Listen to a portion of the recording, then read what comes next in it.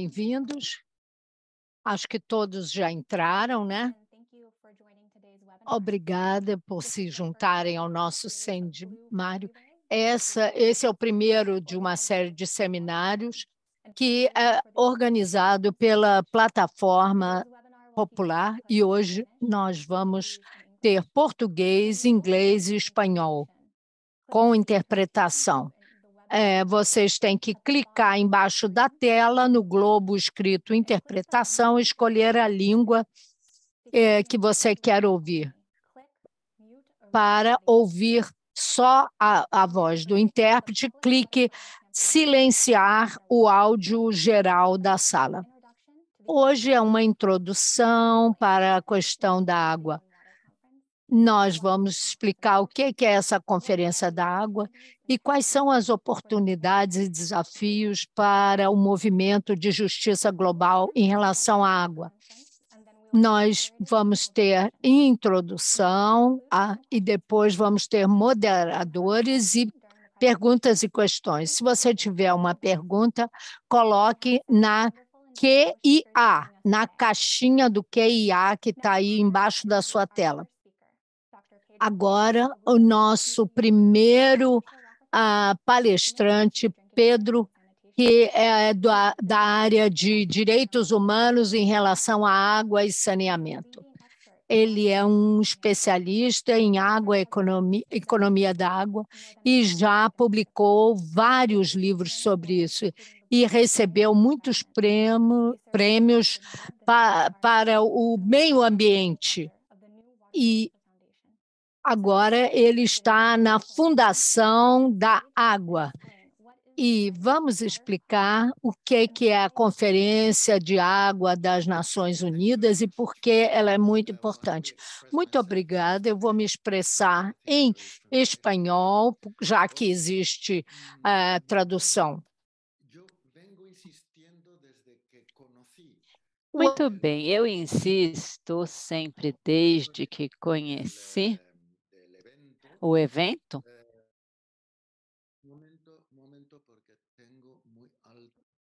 Só um instante.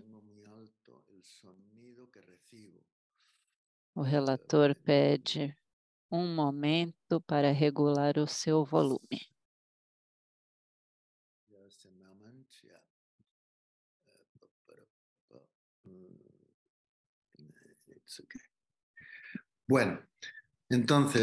Muito bem. O que eu dizia é que, desde que tive conhecimento sobre a conferência, o que eu já compartilhava com todo mundo é que se trata da primeira vez em 50 anos praticamente que as Nações Unidas convocam um evento global sobre o tema de águas e sistemas de água. Então, não se trata do setor privado aproveitando a fraqueza institucional que a ONU padece acerca das questões de água e saneamento. Como nós sabemos, aproveitando esta fraqueza, foi o setor privado quem organizou até agora todos os eventos sob protocolos e aparências de eventos das Nações Unidas, mas, na verdade, os fóruns mundiais da água, no final das contas, foram eventos organizados e controlados pelo setor privado. Por isso, esta conferência, imaginemos que as Nações Unidas não existissem. Não existisse a Organização Mundial da Saúde. E o lobby privado farmacêutico poderia convocar mundialmente a uma reflexão sobre políticas para cuidar da saúde pública. E com o Covid, imaginemos que as Nações Unidas convocassem um evento. Isso geraria uma expectativa mundial enorme. Pois bem, este é o desafio que temos diante de nós com esta conferência. Pela primeira vez, convocada em quase 50 anos pelas Nações Unidas. Esta opção para organizar uma conferência alternativa deveria ser o momento que todos os movimentos sociais, instituições públicas que lutam pelos direitos humanos, em particular o direito à água e ao saneamento, os defensores e defensoras dos rios e ecossistemas, deveríamos mandar às Nações Unidas que esta conferência fosse um grande esforço de encontro, de debate, de escuta daqueles que geralmente não têm voz nem representação. Digamos assim, os titulares dos direitos, os right holders, na defesa, na exigência de seus direitos humanos, eles são com frequência criminalizados, inclusive. Dito isto, a dinâmica em que nós estamos, devo dizer que as Nações Unidas não constituem um espaço ideal. Foi um espaço criado pelos governos, sob protocolos e dinâmicas muito pesadas, na qual a prioridade é a representação. E os grandes setores privados e os grandes interesses, os stakeholders, aqueles que têm interesses na água, também têm alavancas importantes de poder. Portanto, eu não pretendo fazer disto um lugar idílico e maravilhoso, que seria necessário como grande espaço de encontro, debate e escuta. Infelizmente, não temos esse espaço. Então, para começar, pensemos em agosto do ano passado. Os organizadores, delegados pela Assembleia Geral das Nações Unidas, pelos governos,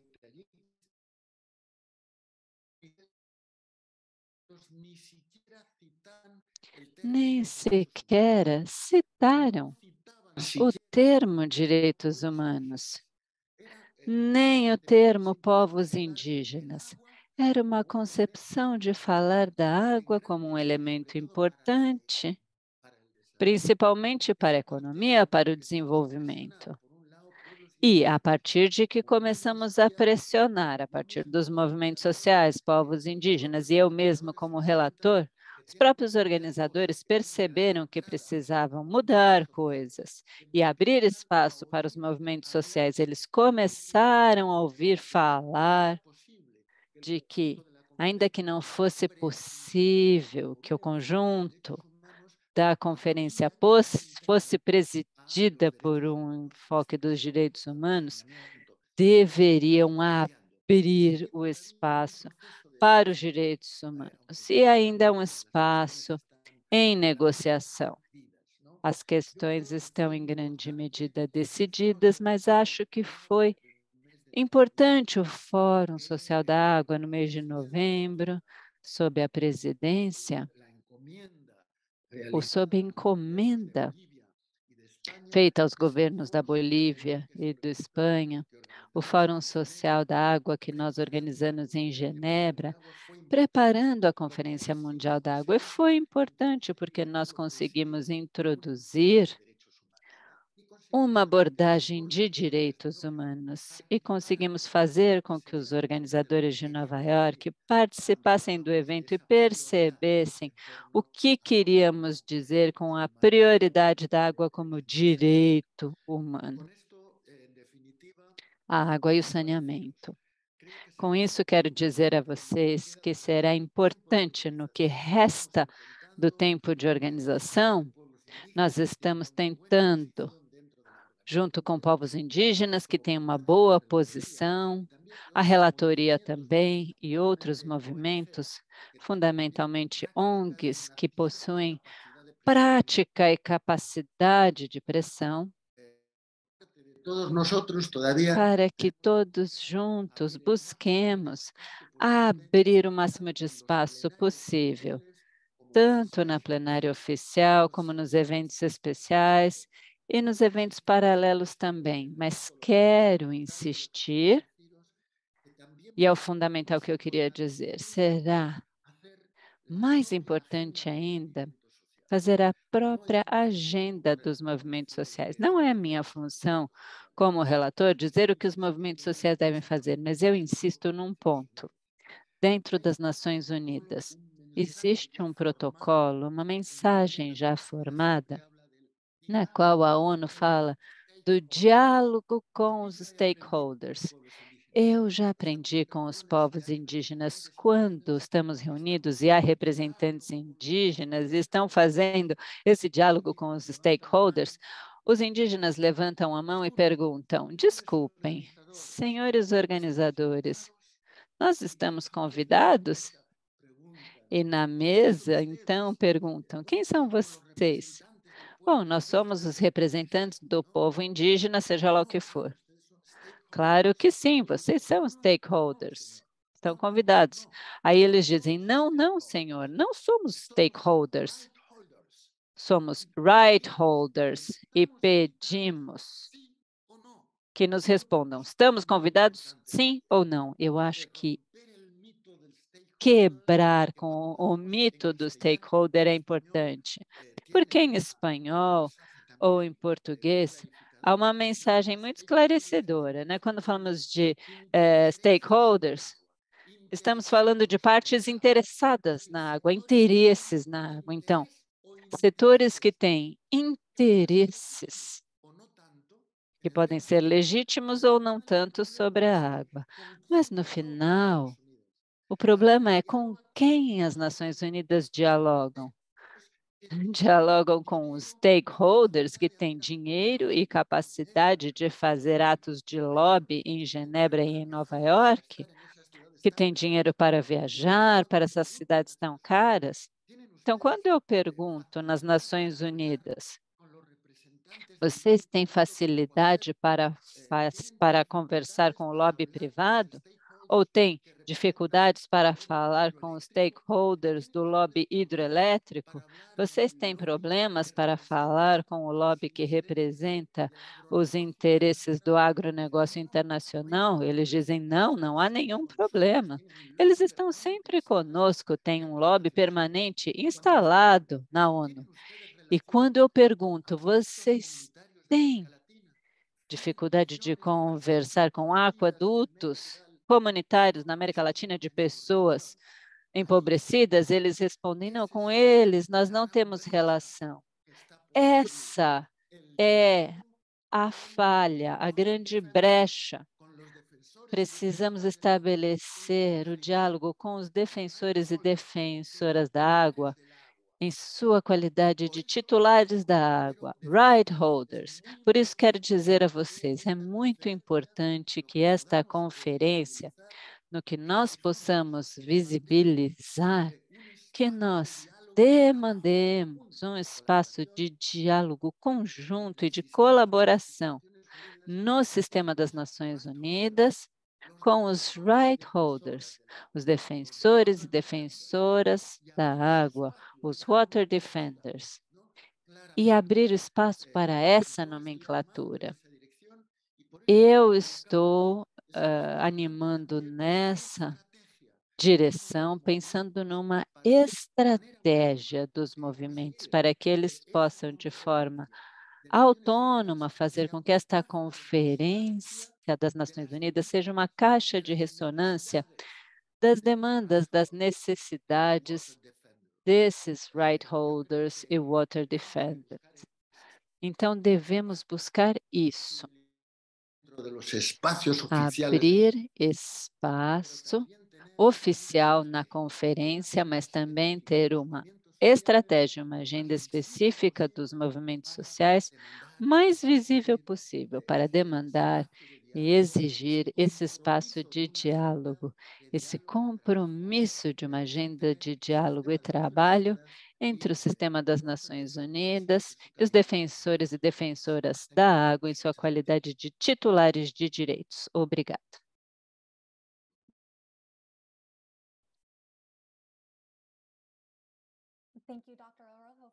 Muito obrigada, doutor, sobre as metas e o potencial para os movimentos sociais. Eu gostei muito da distinção entre os grupos de interesse e os grupos que têm direito à água. Agora vamos ouvir um cientista político com um grau universitário em gerenciamento, administração. Ele também é membro de uma comissão para trabalhismo em Colômbia. Ele é líder de uma organização indígena da Colômbia. Muito obrigada. Você pode me dar uma perspectiva sobre a expectativa dos povos indígenas em relação à água e compreensão sobre como podemos trazer o movimento de justiça da água para essa conferência?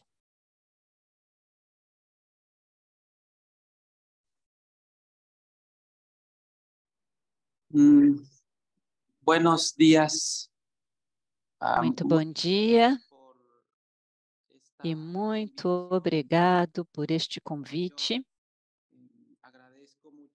Eu agradeço muito as palavras de apresentação e a intervenção do nosso amigo Pedro Arrojo, a quem saúdo muito especialmente. Ele sempre muito ativo nesse propósito coletivo que temos como povos e sociedades. Eu gostaria de precisar que eu estou como presidente do Fórum Permanente das Nações Unidas para Questões Indígenas,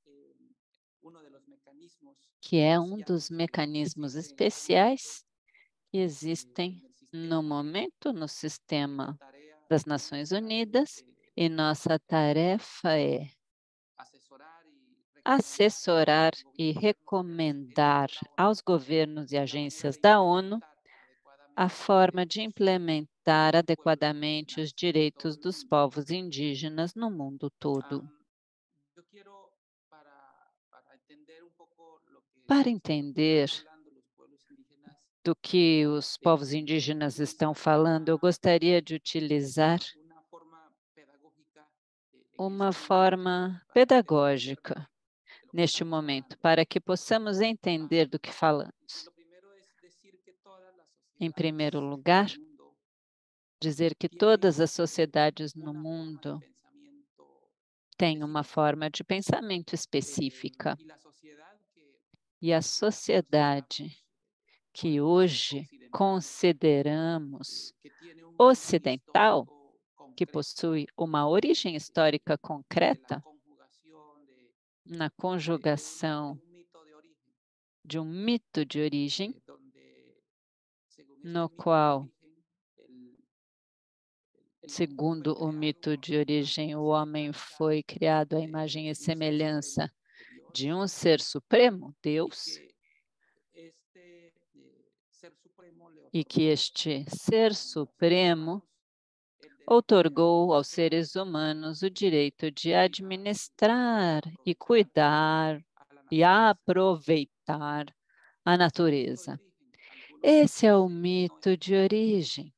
Alguns dizem que não é um mito, é uma história sagrada,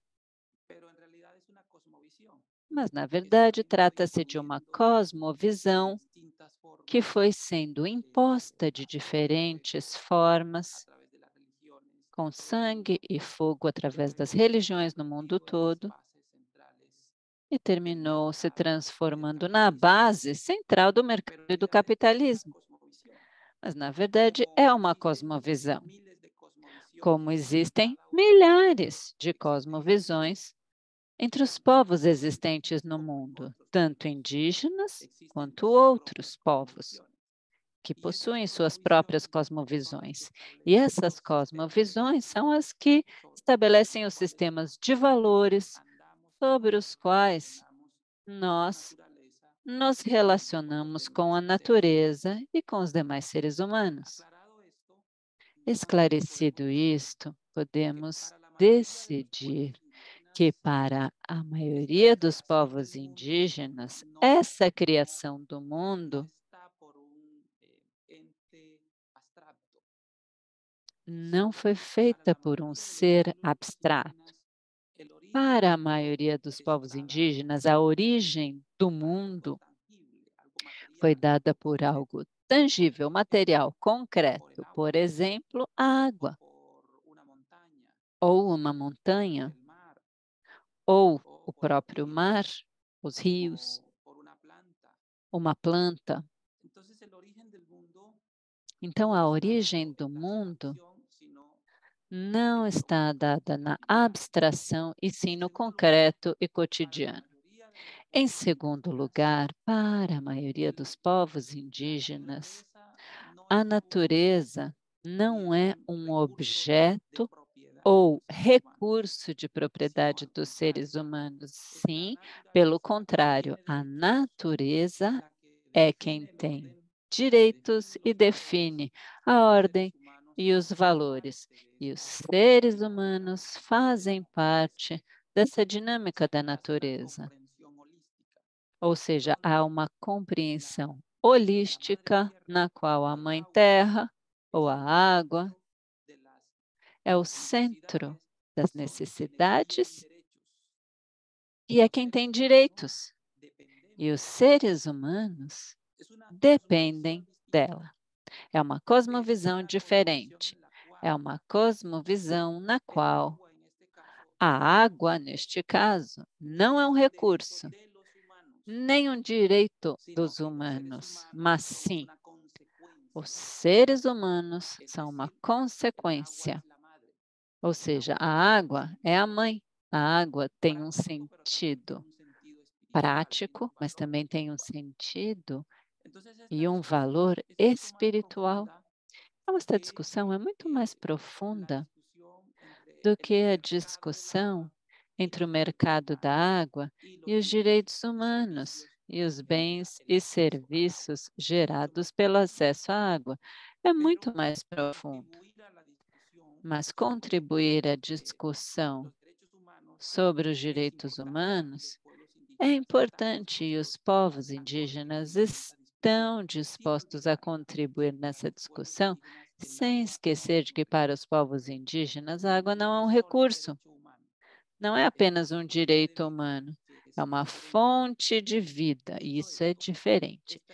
Dito isto, esta é a discussão que está ocorrendo neste momento entre os povos indígenas que querem fazer esta discussão. Muito bem, esta discussão não tem um sentido folclórico, declarativo ou romântico. Esta perspectiva que queremos compartilhar, que os povos indígenas possuem há milhares de anos, também tem um sentido prático e de contribuições. Isso fica demonstrado porque em grande parte dos territórios indígenas, neste momento, eles são um resultado de 5 séculos de expropriação, deslocamentos históricos, e muitos dos povos indígenas que têm essas cosmovisões e viviam nos lugares mais produtivos 5 séculos atrás, com grandes cidades, com grandes sistemas de administração da água. Nós temos evidências históricas de que existem construções hidráulicas grandes em territórios indígenas no mundo todo, ou seja, as cidades dos povos indígenas, os seus centros urbanos estavam projetados para uma convivência com a água e com os recursos naturais. Mas estas foram destruídas, os povos indígenas foram deslocados para territórios considerados inóspitos e habitáveis apenas por feras. E é então, quando, a partir dessas cosmovisões, foi conservada a diversidade do planeta. Nós não podemos falar hoje, então, de luta contra a mudança climática se não tivermos em consideração estas formas de conhecimento e sistemas de valores que permitiram conservar e que hoje são verdadeiras esponjas de absorção dos principais contaminantes do planeta, os gases de efeito estufa, que estão provocando a aceleração dos ciclos climáticos, que não são mais do que a alteração dos ciclos da água da natureza. Nós não podemos conceber que uma medida de luta contra a mudança climática se concentre apenas no cuidado das florestas e não nas zonas nevadas ou dos desertos ou no cuidado do mar, porque o que acontece em um lugar afeta o outro lugar. O que acontece nos polos afeta os litorais e os rios. O que acontece nos rios afeta as zonas inundadas. O que acontece nas zonas nevadas com a mineração afeta a floresta e vai mitigar ou acelerar os incêndios florestais em outros lugares. Então, o planeta é uma vida em si, é um sistema integral que, visto desta forma, nós não podemos assumir que a água é apenas um recurso para ter acesso e sobreviver como espécie, porque não vamos alcançar nenhum resultado se mantivermos essa perspectiva. Devemos assumir a água de forma integral e as discussões que devem ocorrer nas Nações Unidas deveriam ter esse enfoque integral, porque no final essa perspectiva não é apenas para os povos indígenas, essa forma de assumir a discussão não vai favorecer apenas os povos indígenas, mas é uma contribuição para a humanidade, porque a humanidade precisa entender que a água não se produz na torneira. A água tem todo um ciclo vital e a contaminação está afetando grande parte desses ciclos vitais. E o que acontece com a água nas cidades vai afetar o campo, vai afetar as espécies, vai afetar as borboletas e as abelhas. E o que acontece com as abelhas vai acontecer com a espécie humana. Se uma se extinguir, a outra também vai se extinguir. As outras vão se extinguir. E essa é a perspectiva, então,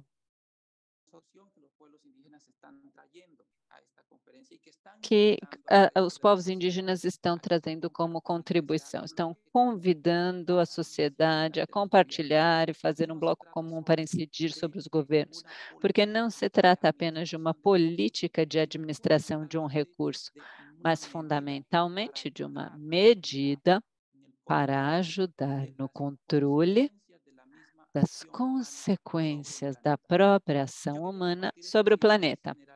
Eu queria, então, compartilhar essas ideias gerais com vocês, agradecendo novamente o convite e convidá-los, por minha parte, a mantermos um contato permanente com as diferentes expressões dos movimentos sociais e que seja uma aprendizagem contínua. Muito obrigado. Muito obrigada por participar e por contribuir para esse debate, para nos ajudar a colocar tudo dentro de um contexto. Água como serviço, água como um direito, para que a gente tenha uma visão mais integral. Muito obrigado a todos os oradores por participar conosco e por trazer contribuições importantes. Temos 5 panelistas maravilhosos. E, como lembrando, se vocês tiverem quaisquer perguntas hoje, por favor, coloquem no Q&A. Eu gostaria de apresentar agora Meera Karunandan, que é professora na Cornell University e trabalha com uma série de organizações para a defesa da água no mundo. E ela também trabalha com um movimento muito importante no Canadá.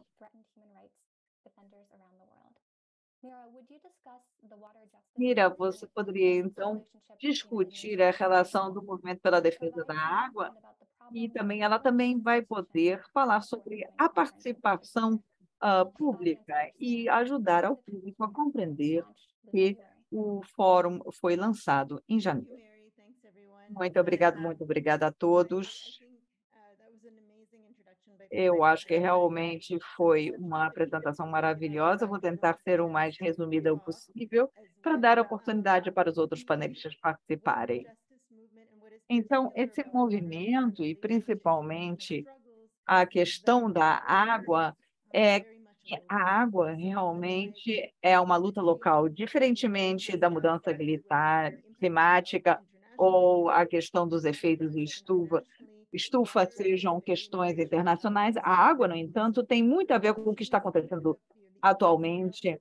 Os impactos são sentidos localmente, até que estejamos falando de direitos dos trabalhadores, estamos falando de lutas locais.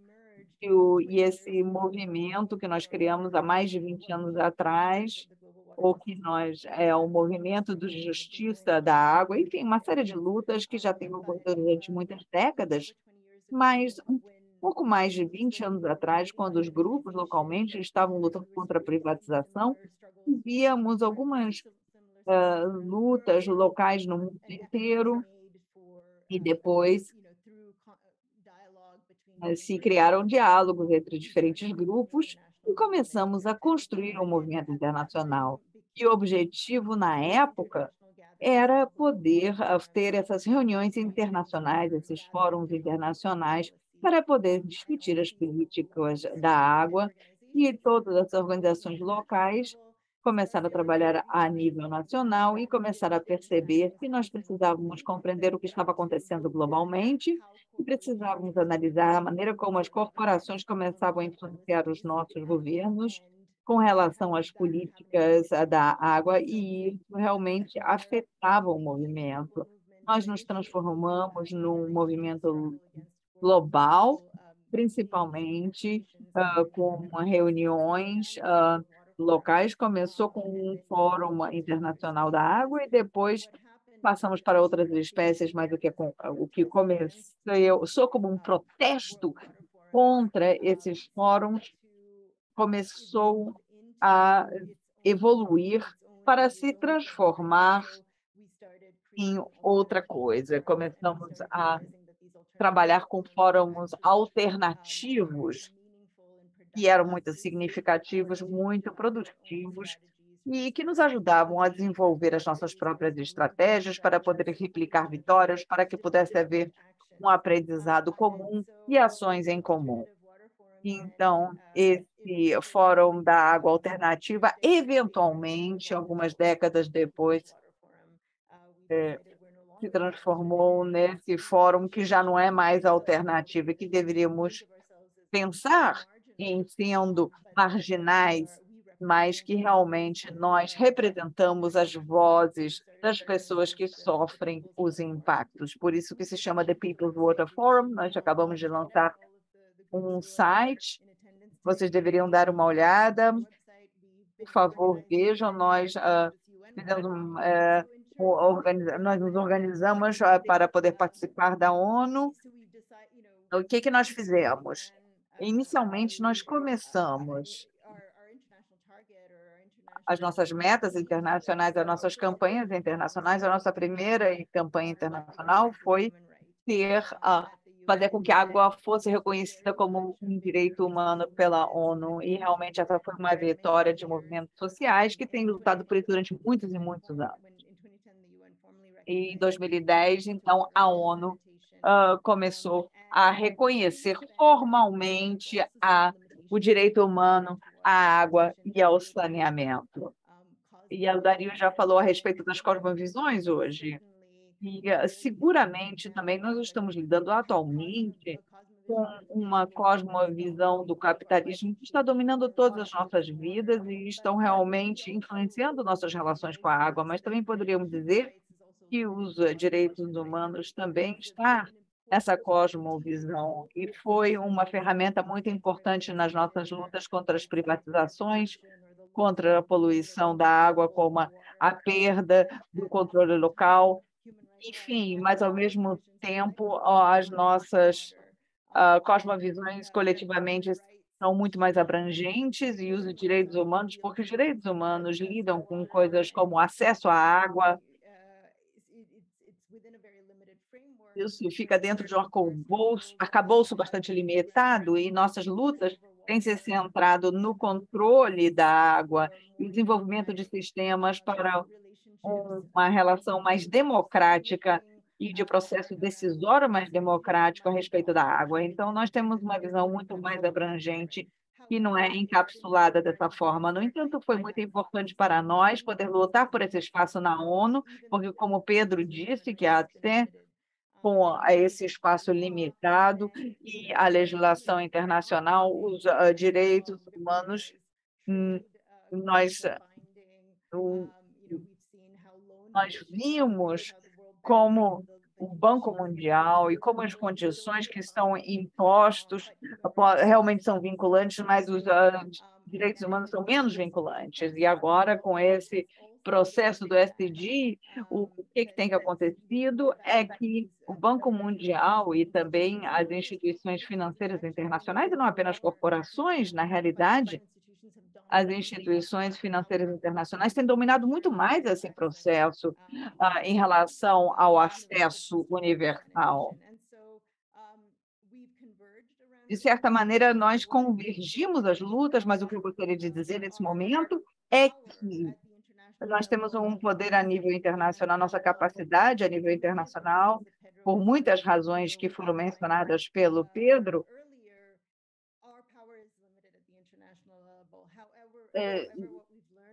o que nós aprendemos com o tempo é que nós podemos construir coisas maravilhosas juntos. Então, essa convergência, esse debate, esse refinamento, essa sintonização das nossas narrativas, mas também o monitoramento do que acontece internacionalmente, o monitoramento das decisões que são tomadas, quem é que estão influenciando essas decisões, e para poder trazer devolver esses conhecimentos de volta para a comunidade. Então, não necessariamente vamos lutar contra o Banco Mundial ou as corporações na ONU.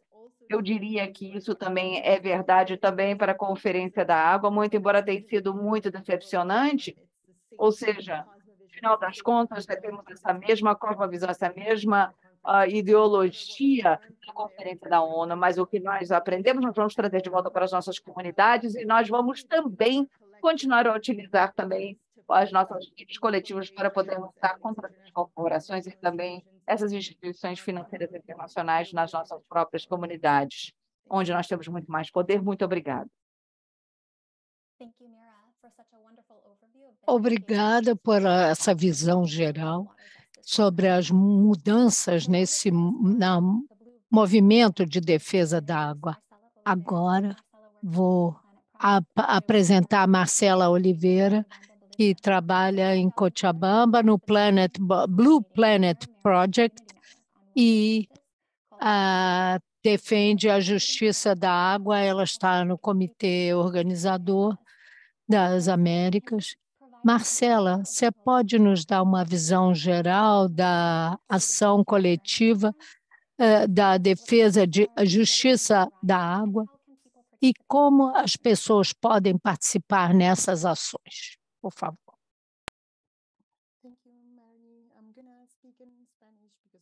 Eu vou falar em português, em espanhol, que é a minha língua. Quando nós soubemos da organização desta conferência de água, e graças ao Pedro, de fato, nós começamos a nos organizar. ano passado, no final do ano passado, de fato, fizemos um chamado, uma convocatória, chamando as organizações que trabalham com água e saneamento para a realização de uma conferência. Esse chamado explicava a importância desse tipo de evento e porque isso nos afetava tanto nesse chamamento, nessa convocatória, depois de um processo de reflexão conjunta em relação a esse espaço. Um dos pontos desse chamado diziam que nós exigíamos que a agenda das Nações Unidas assuma a discussão de água como substância de vida, como um bem comum, e não pode ser permitida a comercialização nem financiarização. Isso, e acho que vai junto, vai junto com essa visão tão rica que nos trouxe Dario sobre a cosmovisão, e que o Pedro também colocou. Isso é fundamental, essas visões, às vezes esquecemos das nossas raízes culturais, e também assentados dentro de uma conjuntura que é uma realidade diferente intelectual. Ao mesmo tempo, isto é um chamado dos nossos companheiros do Brasil.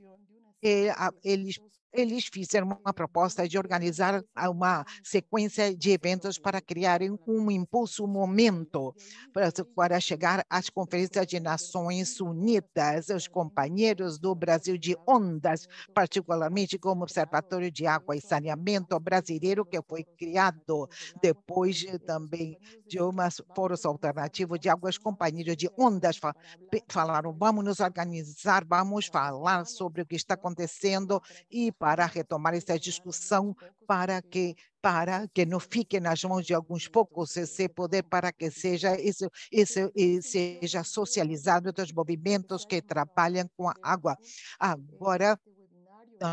Agora temos webinários que fazem parte de todo esse processo de ações que foram idealizadas pelos companheiros brasileiros. Algumas sessões que estão sendo realizadas virtuais online, e fizemos um webinário online, inícios também de um mês, organizado pelos companheiros africanos. E também temos algumas ações locais que já foram desenvolvidas ao longo desse ano em Sérvia. Os companheiros tiveram organizado no Brasil também, em parceria com os trabalhadores que estão criando também essas organizações de água e de outros serviços. Também ações foram organizadas também, e achamos que é muito importante poder alertar a todos que estão trabalhando com a água sobre essas novas formas também de privatização que estão sendo desenvolvidas. Precisamos ter essa discussão aberta, senão realmente temos que entender esses novos movimentos. Houve essas sessões locais e também estão sendo realizadas essas ações online, a nível virtual, também em conexões internacionais entre movimentos. Ao mesmo tempo, também temos nos registrado oficialmente a Conferência de Nova York, e também estamos planejando poder nos atualizar uns eventos paralelos nessa ocasião. São todos esses movimentos e iniciativas também que as sessões têm assumido, e novamente a ideia central é poder começar a democratizar a discussão, nos organizarmos novamente para começarmos a poder demandar e exigir que seja aberto esse diálogo com as nossas comunidades e organizações, para que podemos criar espaços entre a gente pode conversar entre a gente. É importante também ter na porta dessas organizações que historicamente nos têm excluído dessas conversas. Então, a gente vai continuar lutando, vamos continuar batendo nas portas dessas conferências internacionais para que nossas vozes sejam ouvidas e que temos que criar os nossos próprios espaços de discussão para ter uma troca de ideias e estratégias entre os nossos próprios grupos. E essa é a ideia focal do meu comentário de hoje. E, não sei, nos sentimos chateados, sentimos com raiva, aparentemente sempre estamos tentando de lutar. Parece que, no final, eles nos convocam a nos organizarmos. Mas, como eu dizia, nos nossos espaços, nós estamos tentando fazer o movimento contrário. O movimento pela água está organizado há mais de 20 anos. Há novas organizações, há novas pessoas envolvidas, outras estamos há muito tempo, algumas estão entrando agora. Estamos lutando em todos estes âmbitos, dimensões, espaços, os nossos, os deles e os que possam surgir. Então, essa é a ideia do mês de Fevereiro Azul. Podemos colocar no chat agora mais informação sobre os eventos já realizados, os que estão sendo planejados, para que, de alguma forma, estejamos em contato entre nós e possamos somar novas organizações a estes esforços. Obrigada.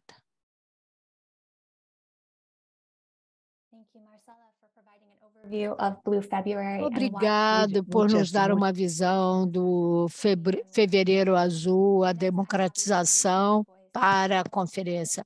Agora, o secretário da ISP, Internacional de Serviços Públicos, que tem 30 milhões de trabalhadores em mais de 160 países. Eles têm campanhas nos seus países, em diferentes lugares, e eles querem também influenciar, porque os trabalhadores de água e saneamento são parte do serviço público e eles querem formar essas alianças. Você pode nos contar como é a questão corporativa? Quais são os perigos da influência dessas corporações? Obrigada, Mary. Companheiros, amigos, obrigado a todos que estão organizando essa conferência, que trabalharam duro para fazer isso. Eu vou chegar especificamente na questão e também vou observar o tempo que eu tenho para falar. Mais ou menos são 8 minutos. Então, quem são as companhias? Primeiro, as companhias de abastecimento de água. A maior é a francesa Veolia, que é uma companhia de água que tem 100 anos de experiência e administra o sistema de água não só na França, mas no mundo inteiro. Eles acabaram de tomar de maneira caríssima uma companhia no Canal de Suez, que basicamente é uma companhia de água que tem muitas subsidiárias, Águas de Barcelona e muitas outras com outros diferentes nomes, que são como uma aranha com a sua teia, e que dominam a política de água e construíram seu modelo de negócio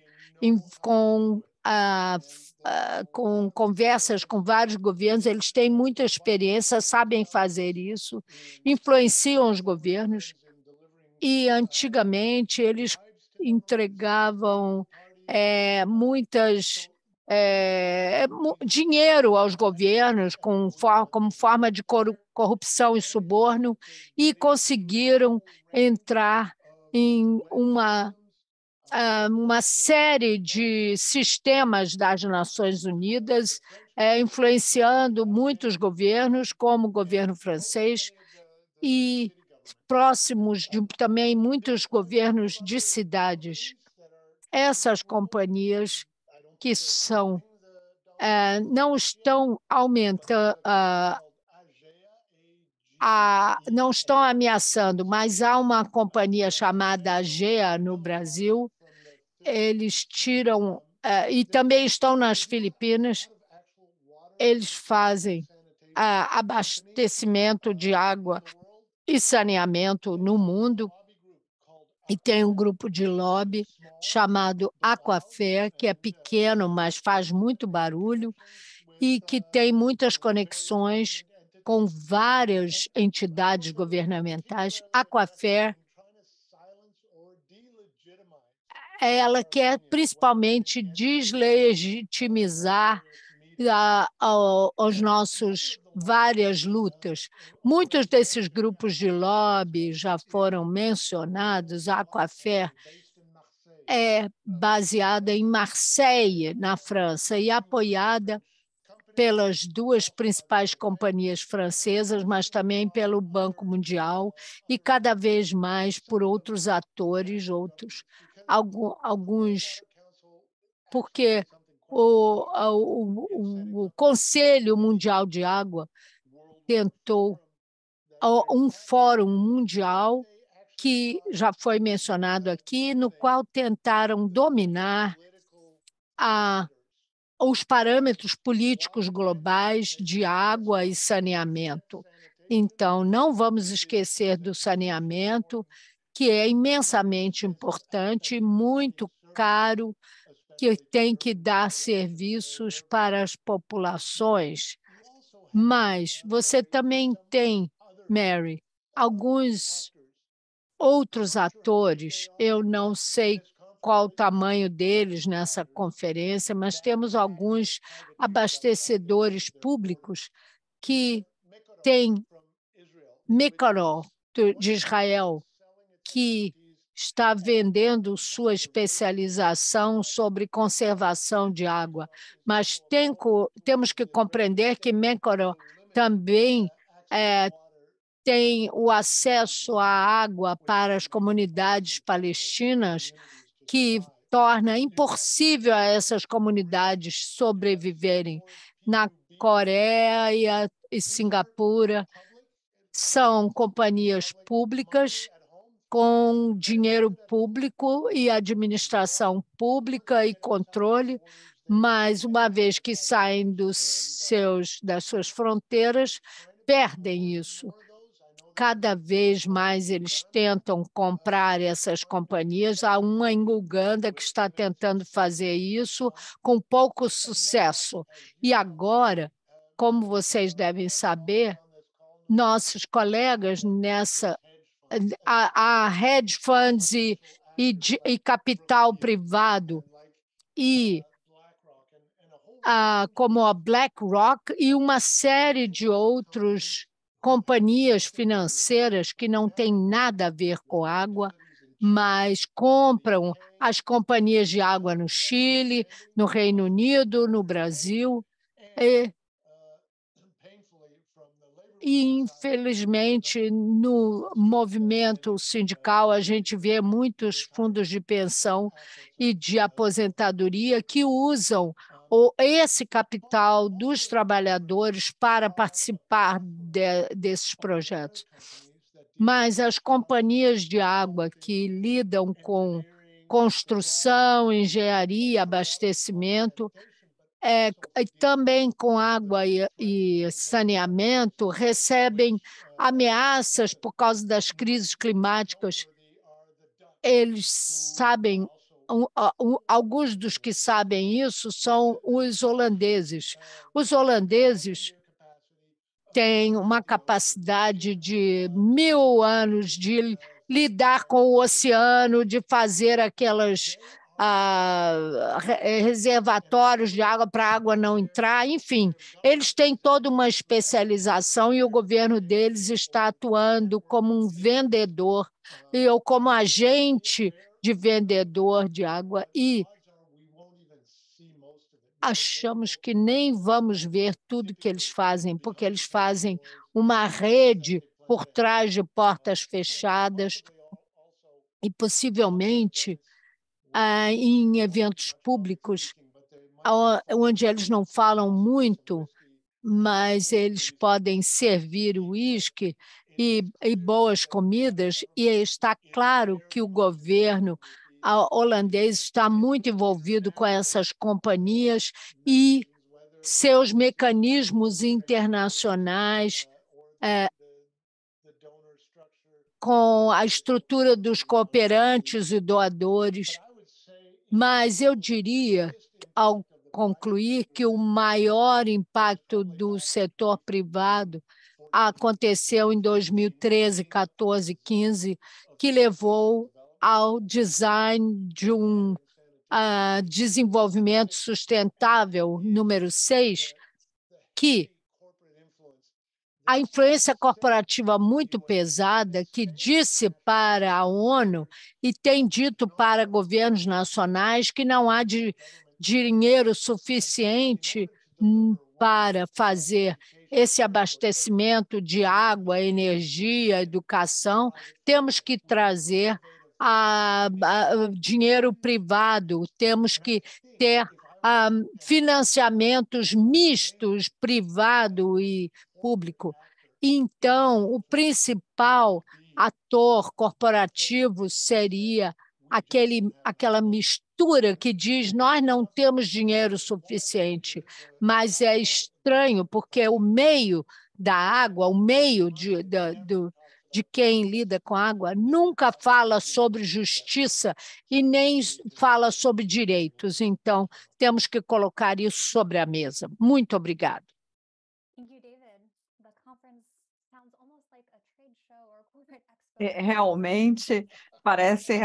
Essa conferência parece realmente um trade show. Então, nós estamos aqui falando nesse painel, estamos falando sobre saneamento, sobre água, e agora vamos então passar a palavra para Dinesh Suna. Então, ele trabalha como organização de várias igrejas para trabalhar com o acesso à água com dignidade. E ele é da Índia e trabalha desde os anos 90 e trabalha com o Conselho Internacional de Igrejas e também trabalha com o movimento cristão na Índia. Ele trabalha com o meio ambiente e água.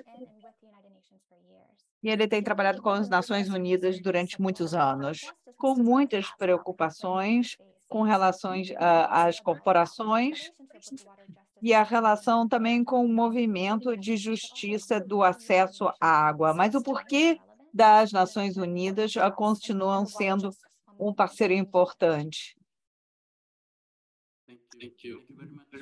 Muito obrigada, Mary. E eu gostaria de pedir desculpas aqui. Eu estou aqui com uma gripe ruim, mas eu espero que vocês me entendam bem, que eu seja bastante claro. Em primeiro lugar, eu não tenho certeza se todos os participantes podem me ver. Aqui eu vejo mais de 104 participantes. É muito interessante, é muito estimulante. Muito obrigada, então, por nos encorajarmos mutuamente. Como a Mary apresentou, eu moro em Genebra, coordenando um programa que é um Ecumenical Watch Group, ou seja, nós temos um grupo de observação ecumênico aqui na Genebra e enfatizamos muito o trabalho com a ONU, e é muito bom ver também o Pedro aqui. Estou muito feliz por poder vê-lo aqui participando dessa reunião, e nós exigimos a criação de uma oportunidade especial, porque sabemos que, muito embora em 2010 tivéssemos o reconhecimento da água como direito humano, nós tivemos no passado, para começar, um especialista independente e depois nós exigimos, com uma série de outros grupos da sociedade civil, ter um relatório especial, um relator especial e não apenas um especialista, e a Catarina, então, foi a relatora especial, e depois Liu Heller, e agora o caro Pedro está ocupando esse cargo tão importante.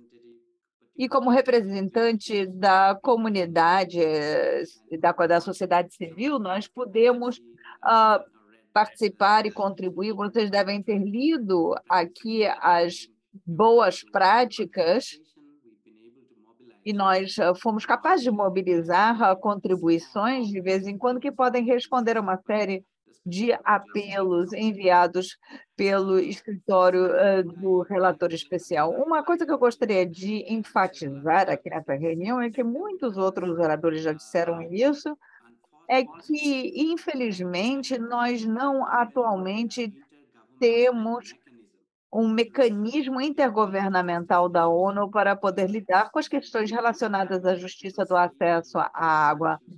Nós, sim, temos uma forma de acessar a questão da mudança climática, com uma reunião dos governos todos os anos para poder chegar a alguns acordos e implementações. Mas, quando se trata das questões da água, nós não temos um mecanismo semelhante, e é por isso que isso tem causado o surgimento de uma série de atores, como o Instituto em Estocolmo e etc., que organizam esses fóruns, ou como essa reunião em Estocolmo, que é anual, para dar uma ideia do quão caro é poder participar. Eu acho que para se registrar você tem que pagar 1.000 euros por 5 anos, e se você tiver que pagar o seu hotel e o voo, você vai ter que pagar 5.000 euros. Se você quiser um evento simultâneo, você vai ter que pagar mais um tanto. Então, você vai acabar... O quão justo é isso? E como é que um representante de uma comunidade poderia participar dessa plataforma? Por isso que é muito dominado pelas corporações que têm o dinheiro, que veem essa plataforma como um investimento, um alto retorno. E por isso eles colocam muito dinheiro nesses eventos e colhem os seus frutos. E eu lembro também de alguns de vocês participaram do Fórum Endecu, e foi aí aqui se mencionou como o movimento da justiça pela água estava protestando contra o Fórum Internacional, ao mesmo tempo oferecendo um fórum alternativo, mas os organizadores viram isso e finalmente começaram a cooptar os organizadores da sociedade civil.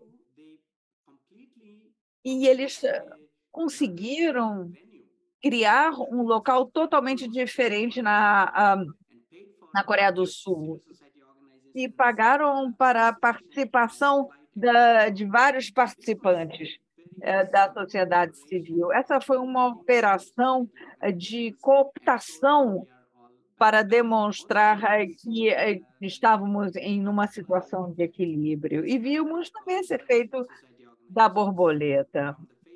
Isto é a priori pareceria uma iniciativa muito interessante envolver a sociedade civil, mas existe uma série de operações e subterfúgios que acabam acontecendo, coisas insidiosas, e é aí que eu acho que se torna muito mais importante que a ONU continua sendo a nossa melhor aposta. Apesar das suas limitações, que ainda podem existir com relação aos seus mecanismos, continua sendo a melhor aposta, e nós não temos que gastar milhares de dólares para participar de algumas atividades.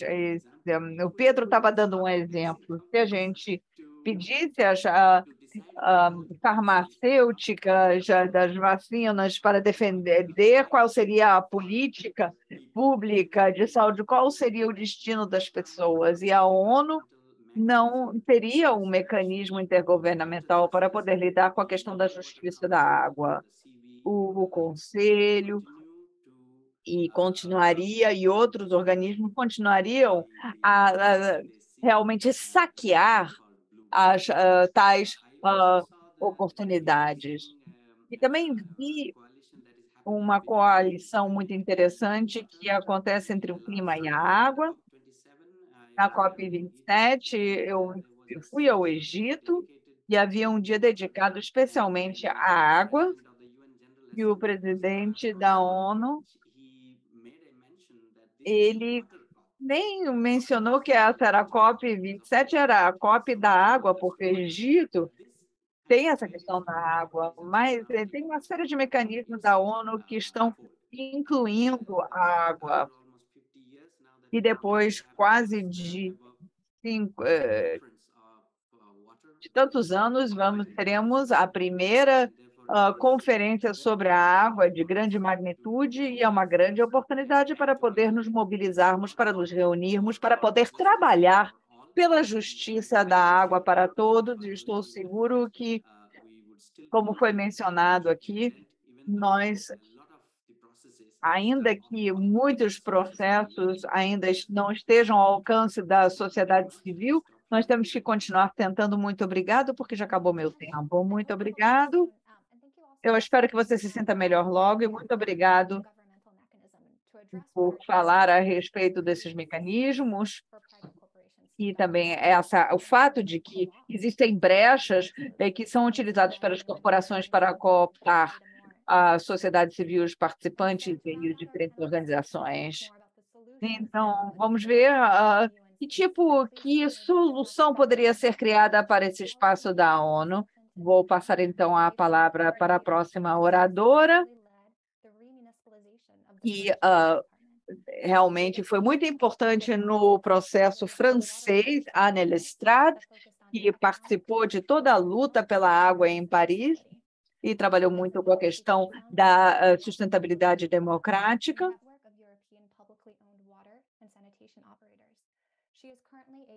E, atualmente, ela é uma consultora sênior para a Aliança de Parcerias de Provedores de Água. Por favor, você poderia descrever essa aliança e falar como nós poderíamos ter soluções do setor privado e como poderíamos utilizar esse espaço para ajudar a promover parcerias e ajudando as comunidades para que elas possam tomar nas suas mãos o processo da água. Muito obrigado por organizar esse webinário, e muito obrigado por me convidar. Apenas para tentar agora falar aqui, resumir um pouco a ideia. Então,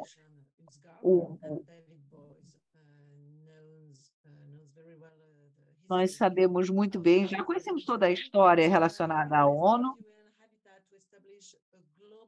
e se estabeleceu um mecanismo global para uma série de parcerias entre os diferentes atores relacionados à água, uma aliança de operadores da água que foi lançado em 2009 e que é uma rede com uma série de operadores e também ONGs, sociedade civil, e que permite também a melhoria da capacidade de acesso da água para todos através das parcerias com esses operadores.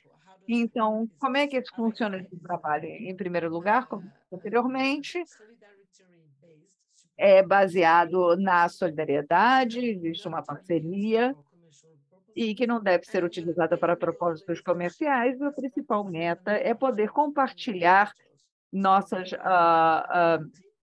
metas. Nós temos que identificar nossas necessidades e nós temos um mentor, que é capaz de nos aconselhar também. Aí a ideia é envolver uma série de operadores. Existe um mentor e aquele que é supervisionado são atores que vão definir as limitações dessa parceria e realmente vão além de concepções mais tradicionais. E os acordos são estabelecidos e são orientados, baseados no resultado. A ideia é ter um intercâmbio, inclui as cidades de todos os tamanhos e também estados com mais renda e menos renda. E por que é importante, então, poder participar? Nosso ponto de vista. Por que é importante participar da ONU, desses eventos organizados pela ONU? Em primeiro lugar, como muitos devem ter visto, nós vimos que esse processo para a conferência foi muito desafiador. Em primeiro lugar, tanto para as autoridades locais como para as empresas públicas. Então, houve dificuldade para o credenciamento, porque havia especificidades relacionadas ao setor público e setor privado. Estar aí é uma forma de dizer que nós do setor público, nós existimos e vocês, sistema da ONU, vocês têm que contar conosco.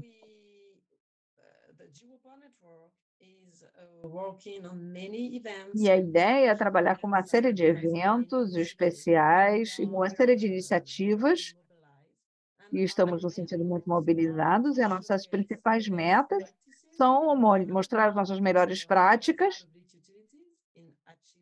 e também para poder mostrar a valia das empresas públicas para o fornecimento da água, para poder dar visibilidade às operadoras locais e poder representar as vozes das empresas públicas. E nós precisamos utilizar essa conferência para convencer as pessoas que realmente essas são as operadoras que vão mudar o jogo, para utilizar as próprias palavras da ONU. Então, nós somos os atores chaves com um papel fundamental para o fornecimento do serviço da água. E o seu papel tem que ser reconhecido, é muito importante, e eu insisto, estar aí para poder participar nos diferentes eventos, em networking e também uma série de iniciativas para conseguir uma visibilidade. A chave... Sim, rapidamente, algumas mensagens chaves que nós queremos levantar. A questão de enfrentar os grandes desafios, como o crescimento populacional, mudança climática, e a questão da biodiversidade, a escassez da água. Nós podemos melhorar o acesso à água limpa ao aumentar a nossa influência para poder assegurar um bom fornecimento da água, gerido de maneira sustentável, com uma gestão pública. Essa é uma das mensagens. É preciso ter uma gestão pública e democrática. E temos uma série de operadoras locais, a nível local.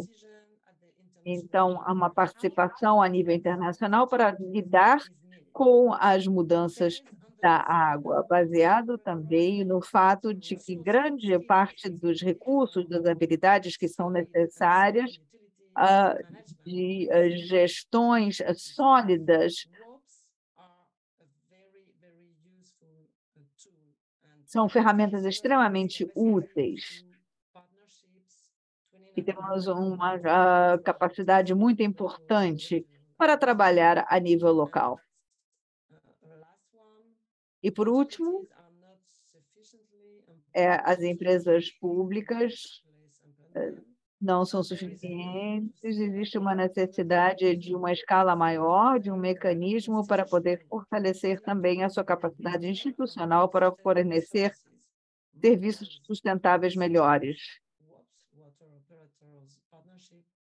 como parcerias que seriam importantes, que deveriam ter uma forma apropriada e ser reconhecidos pelo sistema da ONU. Muito obrigada. Muito obrigada, Ana. No mundo inteiro, grande parte do mundo, das pessoas, da população no mundo recebe água através de concessionárias públicas. Agora, eu gostaria de receber algumas perguntas aqui do público.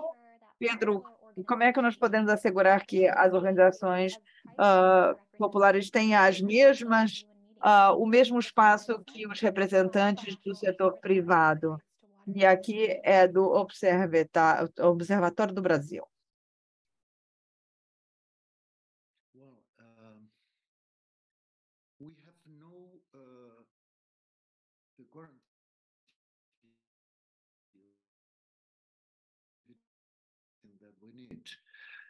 Because is UNDESA who decides the speakers and nearly everything. Então, na ONU que se decide quem são os oradores no evento especial e principalmente no diálogo, nas sessões plenárias e nos diálogos interativos, é a ONU que vai decidir. Em princípio, não apenas os oradores principais, mas a forma de pedir a palavra, por exemplo. E, geralmente, nos protocolos da ONU, em geral, a prioridade é, por exemplo, se você tiver 80 Estados-membros que pedem a palavra, não existe mais espaço. Então, a prioridade são os Estados. Eu acho que nós temos tempo ainda para mudar o protocolo nesse caso, porque eu acho que é necessário que os países, que os governos, ao invés de levantem o braço para não dizer absolutamente nada, a coisa mais importante é que eles precisam ouvir o que a sociedade civil tem a dizer. Mas eu não sei se nós vamos conseguir alguma alteração nesse sentido. Nos eventos especiais, teoricamente, são os movimentos, são a sociedade civil, os movimentos sociais que estão encarregados da organização, mas aqueles que têm uma maior capacidade de lobby dentro da ONU são aqueles que ocupam os espaços para essas comissões de organização para cada um desses 4 eventos especiais. Por exemplo, meu mandato, por exemplo, tem a ver, onde o assunto principal é direitos humanos, pelo menos um espaço é dos direitos humanos, e esse espaço, a Aquafed, tem uma espécie de liderança, entre aspas, mas realmente não faz muito sentido. Então, junto com os povos indígenas, no princípio, nós nos enfrentamos diretamente, mas eu não sei qual será o resultado. Nós estamos pedindo propostas concretas para os oradores no espaço, mas veremos o que vai acontecer. Eu não tenho certeza realmente se haverá um espaço e se nós vamos realmente precisar de alguma reação dos movimentos. Eu já disse anteriormente, se você quiser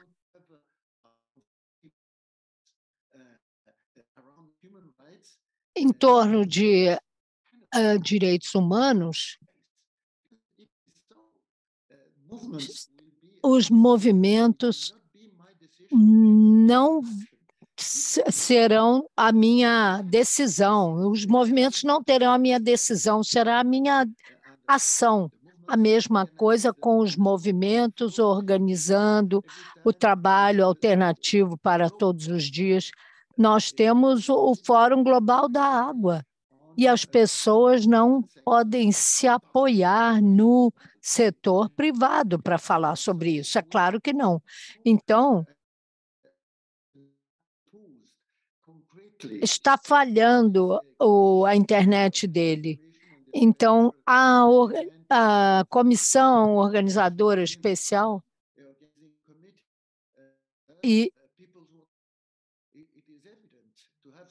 é evidente que ter alguém dentro disso para discutir e preparar o evento e, finalmente, nós rejeitamos, mas não estava no consenso, porque a Aquafed tinha satélite que eles introduziram nessa comissão e usaram o parlamento para a África e Women for Water, algo desse tipo, junto com o setor privado, de maneira que não houvesse consenso. Então, eu não sei, nós temos a capacidade de garantir essa questão, essa pergunta que você fez, mas também temos a capacidade de rejeitar algum lugar, algum evento, mas é claro que temos espaços para participar em diferentes espaços, com fórum, dando nossa opinião e até rejeitando alguma coisa. Eu estou tentando lidar com todos os níveis, pedindo para ter um encontro com o alto comissário, com uma proposta para Antônio Guterres, que é o presidente da Assembleia Geral da ONU, explicando essa situação. Também estou falando com os organizadores políticos, com Ren Collin, e eu compreendo que as pessoas que estão encarregadas dessa questão. Então, não sei muito bem o que vai acontecer.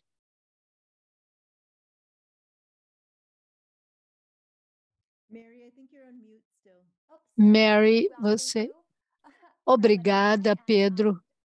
Bom, vamos voltar a essa questão, mas antes de voltarmos, eu tenho uma pergunta para David. Há algum mapeamento de organizações, corporações e ONGs que fazem defesa de água e saneamento? Quem é parte desse mapeamento? Obrigada, Mary. Como eu escrevi, o mapeamento é crucial, não só para as companhias, mas toda aquela série de companhias que estão se expandindo e que a gente nem sabe direito o que está acontecendo. Mas também quando o Banco Mundial entra com um projeto para privatização, o Banco de Desenvolvimento Interamericano ou Africano estão puxando adiante a privatização para as companhias concessionárias de água. Isso exige muita pesquisa, coordenação para sempre atualizar as pesquisas. Precisamos de mais pesquisadores acadêmicos em todas as regiões, porque as coisas estão mudando muito rápido. A outra coisa que eu mencionaria, que temos que tirar porta fora, seja cuidadoso com os privatizadores que tentam não só influenciar o movimento de justiça da água, mas também aqueles que estão cooptando nossa linguagem, falando de transição justa e direitos humanos. Eu não tenho certeza, mas essa conferência não é uma negociação de política, é uma que vai ver o problema para a agenda de 2023 e queremos compromisso de todos os atores que dizem a mesma coisa. E temos que ter clareza de que vamos continuar a jogar luz sobre os problemas que estão mal orientados, que querem financiamento público e que focam nas concessionárias de água. E obrigada, Mary.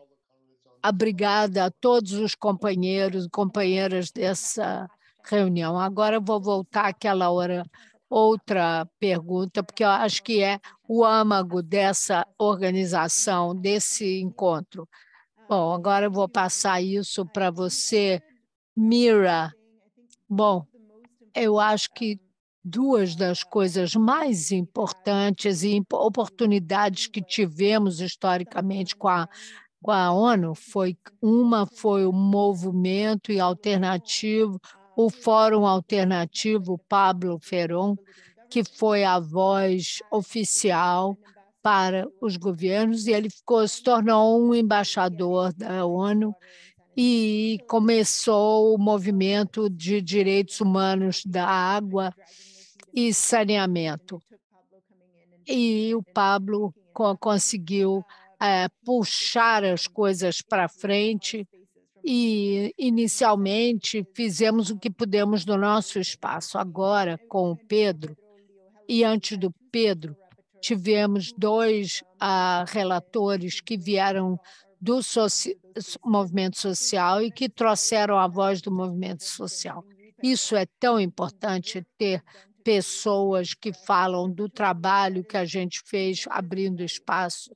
Isso tem muito valor. Entretanto, a maneira como as Nações Unidas categorizaram isso em relação aos governos, a única maneira de fazer impacto é fazer lobby nos governos e tentar influenciar os governos quando a questão é lucro, ter a linguagem correta, porque não temos muita influência, mas alguma influência nos governos para fazer lobby, etc. Isso funcionou em diferentes graus. Mas, em relação às consultas, temos um trabalho com grupos maiores para meio ambiente, e tivemos sindicatos, trabalhadores, mulheres, ONGs. E o problema é como as Nações Unidas definem a sociedade civil e quais são os direitos humanos em relação aos grupos de interesse que dominam e que fazem mais barulho. Então, o Aquafair é uma empresa sem fins lucrativos. Eles não falam que eles estão, na verdade, representando o setor privado, que é lucrativo. Então, eles são um grupo de defesa. Então, todos esses grupos de lobby têm muito mais poder do que as organizações de base. Então, não podemos descontar a influência que nós tivemos rompendo alguns preceitos ou conceitos, e temos que encontrar maneiras de colaborar e envolver mais pessoas para fortalecer nosso movimento e também interromper a questão deles e o movimento deles. Nós temos que poder cancelar e interromper. Obrigada. Agora eu vou passar a pergunta para Anne Lestrade.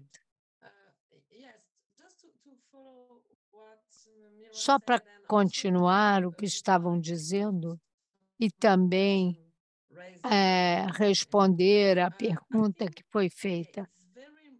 É muito importante tentar,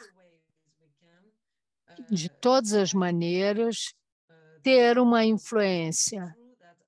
É verdade que, como chefe dessa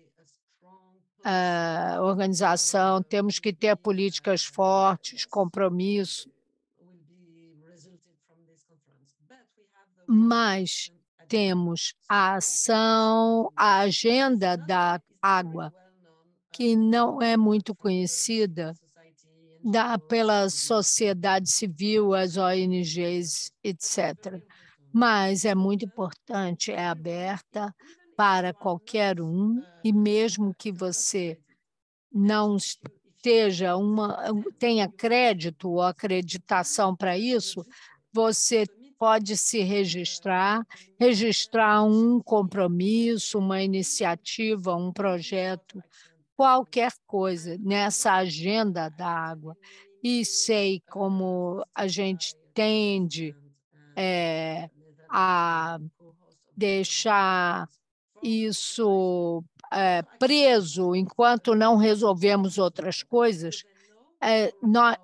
Eles sabem que não haverá um conflito resolvido de maneira tangível, mas a questão da água, nós temos muitos projetos, eu repito,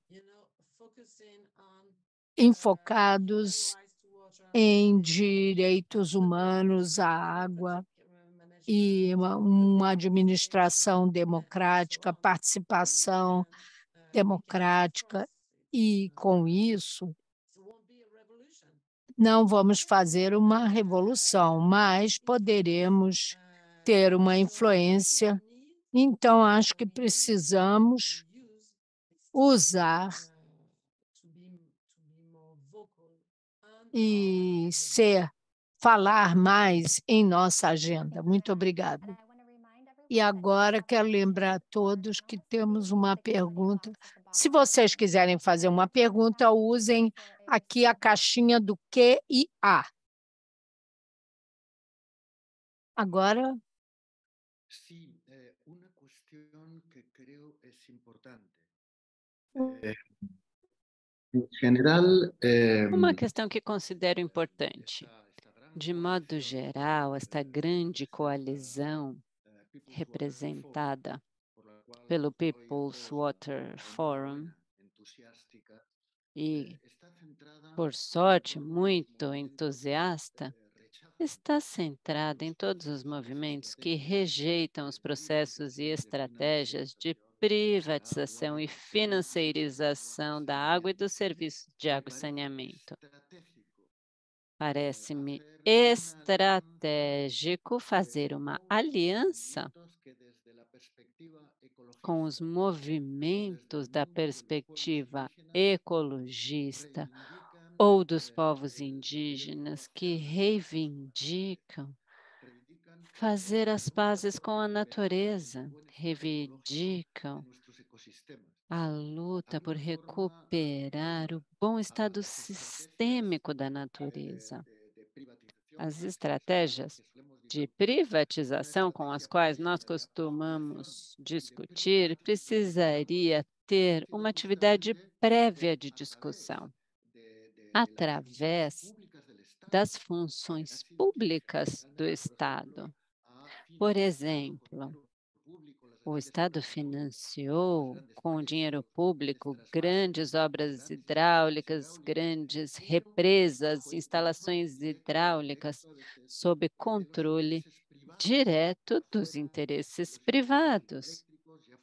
Os interesses que podem ser hidrelétricos, de agroprodução industrial, agroexportação, etc.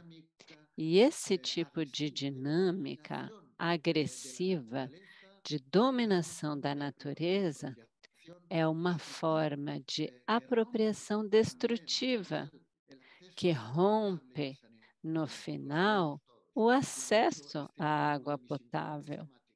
De fato, este ano, um dos meus relatórios temáticos sobre direitos humanos é o desafio precisamente de fazer as pazes com a natureza, a confluência do direito humano à água e saneamento com o direito humano a um bom estado dos sistemas aquáticos. Então, a aliança com os povos indígenas é absolutamente fundamental. Darío Mejias explicou isso muito bem, e eu estou tentando trazer a Nova York, organizações como International Rivers, a luta dos povos afetados por grandes represas, que defendem os rios como sistemas aquáticos que devemos recuperar para todos e não só para os interesses econômicos mais poderosos. A presença do movimento ecologista ainda é insuficiente. Nós devemos fortalecer essa aliança no People's Water Forum, isso é muito importante, e eu não desprezaria, porque acho que é muito importante ganhar nesta aliança também, o máximo de ONGs que, tendo perspectivas mais institucionalistas, estratégias de trabalho e de luta,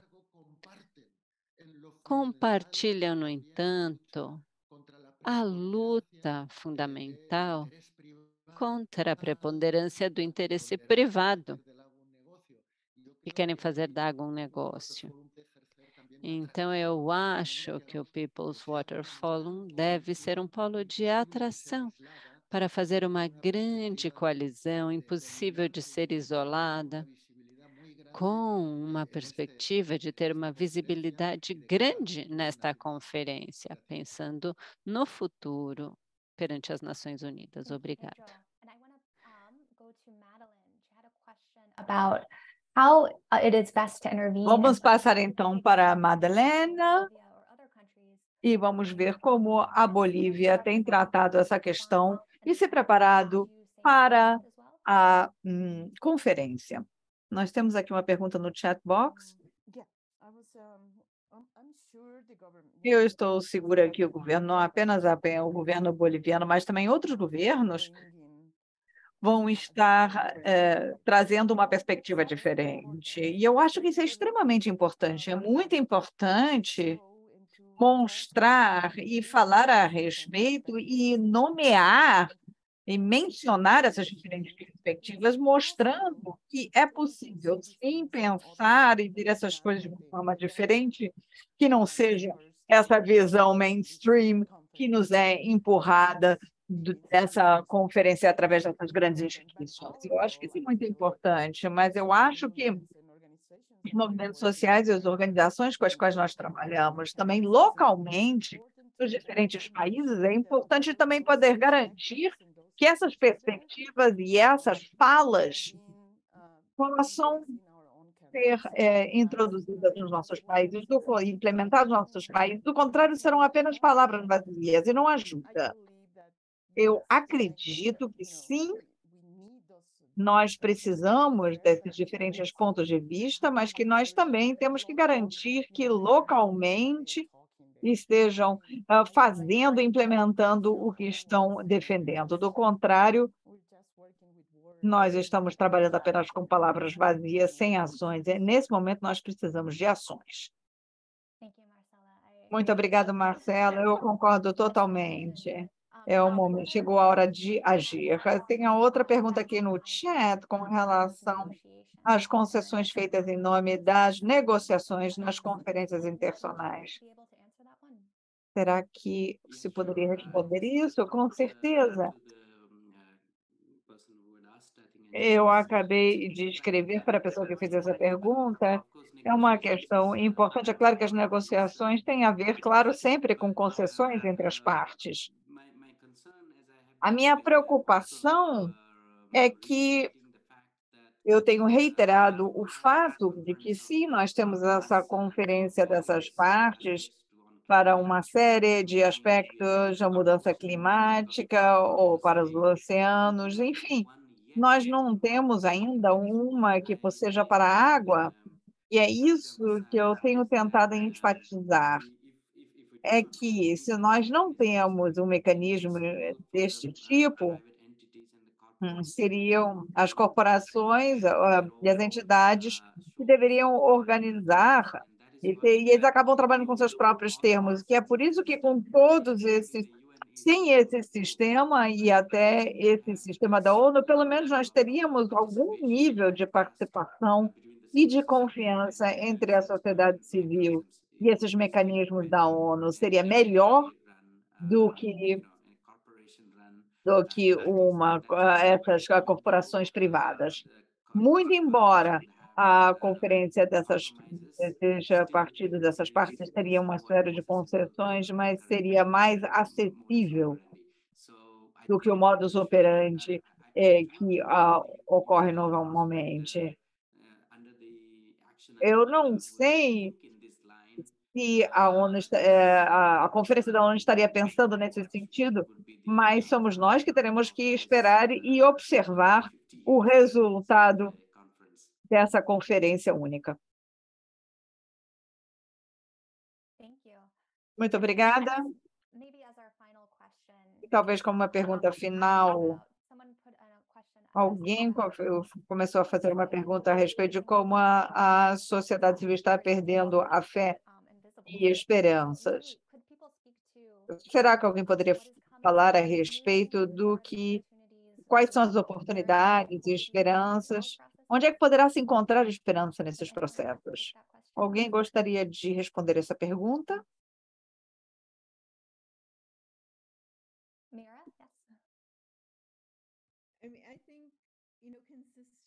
Eu acho que, sim, como eu disse anteriormente, em primeiro lugar, nós temos uma oportunidade, então eu tenho esperança e grande parte de nós colocamos fé nesse processo. E não quero colocar toda a pressão em você, Pedro, mas ter um relator especial que tenha uma conversa conosco, que possa devolver isso para a ONU, eu tenho fé nesse espaço. Onde existe alguma esperança, nós colocamos esperança nesse processo, mas, simultaneamente, nós não podemos deixar. É o primeiro Fórum da Água da ONU em mais de 40 anos, então não podemos deixar isso nas mãos apenas da ONU e dos nossos governos, temos que estar presentes para fazer as nossas demandas. Mas, para mim, a fé sempre estará, a esperança estará sempre nesses espaços fora desse espaço mainstream. Eu acho que depois desse fórum, como disse o Pedro, eu coloco muita fé, sim, eu tenho muita esperança no processo, porque é aí que nós podemos também apoiar as nossas lutas locais, e temos esse espaço agora. Mas eu quero acrescentar, sim, eu estava pensando a respeito da noção de esperança que a Rebeca menciona. A esperança não é a certeza de que tudo vai funcionar, mas é a possibilidade que nós estamos criando, muito mais isso. Eu acho que no movimento da água nós temos criado essas possibilidades e alternativas. E ao fazê-lo, como a gente estava falando da questão desses espaços, apesar do peso ou das questões tão sérias que estão em questão, nós sim conseguimos nos organizar e fizemos as coisas, porque eu acho que é importante também sentir alegria, se divertir e gostar do que nós fazemos, porque ninguém vai participar de um movimento chato. Nós já fizemos essas coisas anteriormente com muita fé, com muita esperança, e também nos divertimos e gostamos de fazê-lo.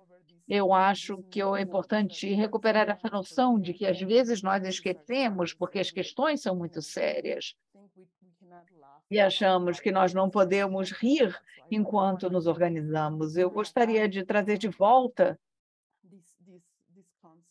esses conceitos e essas sensações enquanto nós lutamos. Muito obrigada, Marcela. Nós também precisamos nos divertir enquanto nos organizamos.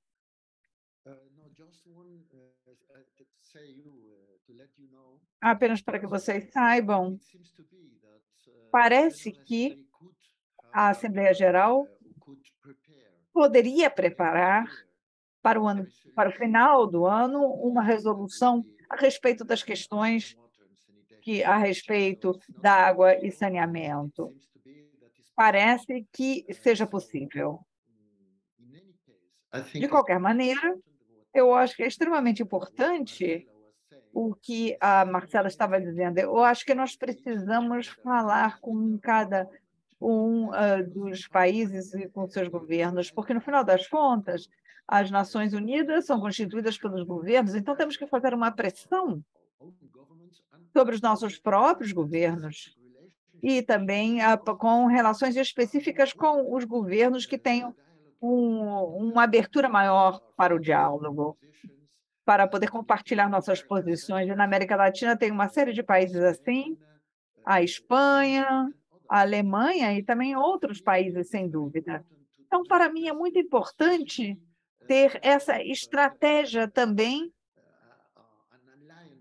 de ter alianças estratégicas com governos. E outra frente que também é muito importante e que deveríamos desenvolver e que não está muito fortalecida é a questão dos municípios, dos governos locais, que são tão importantes. É muito importante. Eu acho que, nesse caso aqui, a participação em Nova York, por exemplo, das operadoras públicas, restringiram, tiveram uma série de restrições por causa das burocracias da ONU. Mas temos que olhar para o futuro, e é muito importante poder ter a Água Pública Europeia, uma série de redes com todas as municipalidades, os municípios e as operadoras locais. E, no final das contas, a última frente que eu acho que seria importante também é fortalecer para poder ter um relacionamento mais forte, seria a gestão comunitária em áreas rurais. Por exemplo, produtos comunitários, por exemplo, na América Latina, um começo dessa abordagem, uma organização na África que também é muito importante. Então, nós temos esse mundo enorme, mas, para mim, é muito importante, para nós, em geral, poder fortalecer essas relações com governos locais e operadoras, e também instituições que têm uma base comunitária. Muito obrigada, Pedro. Realmente muito estimulante saber que possamos ter uma resolução no final dos anos, e muito obrigada por falar sobre essa questão das origens da água, a questão das lutas locais. Realmente é muito importante falar a respeito disso depois dessa luta. Então, nós poderemos ter esperança e fé. Então, essa foi a nossa última pergunta. Isso conclui o nosso webinário. Muito obrigada aos nossos oradores maravilhosos e ao nosso público também. Por favor, participem do fórum aqui para os próximos 2 webinários, no dia 28 de fevereiro, que se chama Privatização da Água e Serviços de Saneamento, quais são os riscos? E depois, no dia 3, o último webinário seria as parcerias públicas e a participação da comunidade para poder assegurar também os direitos à água e saneamento. Então, vocês poderão visitar também o fórum. Aqui nós temos o site, os diferentes sites. E muito obrigado e tenham um dia maravilhoso.